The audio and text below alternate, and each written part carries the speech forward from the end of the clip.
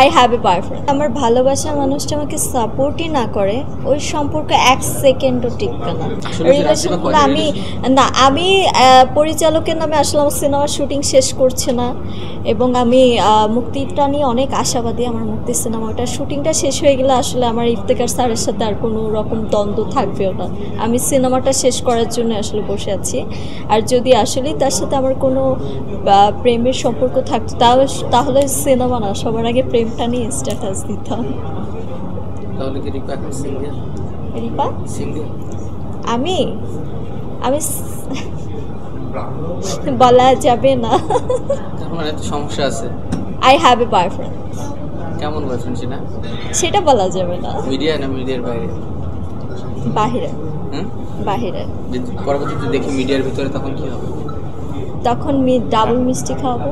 দেখুন, আমি যে সেক্টরে আছি ওই সেক্টরে যদি আমার ভালোবাসা মানুষটা আমাকে সাপোর্টই না করে, ওই সম্পর্ক এক সেকেন্ডও টিকবে না।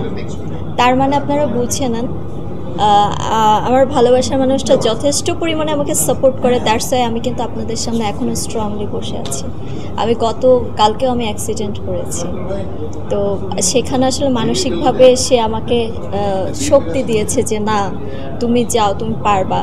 এই যে এখান থেকে উঠে যাব না, তারপর কিন্তু আমি হাঁটতে পারবো না। আমি আপনাদের ক্যামেরার সামনে আসলে এই যে যেটা করছি অভিনয়, আসলে তার মানে বয়ফ্রেন্ডের মানসিক শক্তির কারণে, মানসিক শক্তিটাই, হ্যাঁ মানসিক শক্তিটার জন্যই আসলে আজকে আমি এখানে আসতে পেরেছি। প্রত্যেকটা সেক্টরে প্রত্যেকটা মেয়ের, একটা মেয়ে যখন স্কুল লাইফেও যায় তখনও কিন্তু আপনার এই ধরনের প্রবলেম ফেস করতে হয়। আপনি যখন কোথাও জব করতে যাবেন, জবের একটা সেক্টরে, আমার লাইফে এরকম একটা স্টোরি আছে।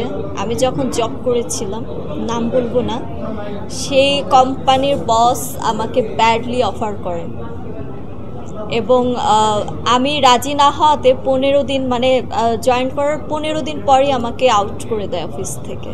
তখন আমি একদমই স্ট্রাগলার, আমার বাবা মা ফ্যামিলি কারোর সাথে আমার যোগাযোগ ছিল না, ফাইন্যান্সিয়ালি খুবই প্রবলেমেও পড়ে যাই। তারপরেও কিন্তু ওই ব্যাডভাবে ওই সম্পর্কে কিন্তু আমি জড়াইনি। আমি লাইফে চ্যালেঞ্জ নিয়েছি, এর থেকে বড় জায়গায় যাব, নিজের যোগ্যতা দিয়ে উঠব, এবং ওই সব মানুষগুলো আফসোস করবে একদিন যে আসলে এই অফিস থেকে আমি কাকে বের করে দিয়েছি। এখন আজকে আমি একটা অফিসে জয়েন করলাম, আমার পাশে আরেকজন আছে, আমি বসের সাথে, বস বলেন বা যে থাকে, যাই হোক হোয়াট এভার, তো ব্যাড কোনো অফারে যদি আমি রাজি না হই, আমার জায়গাটা কিন্তু ডাউন হয়ে থাকবে। তো আমার জায়গাটা নেওয়ার জন্য অন্য আরেকজন চলে আসবে।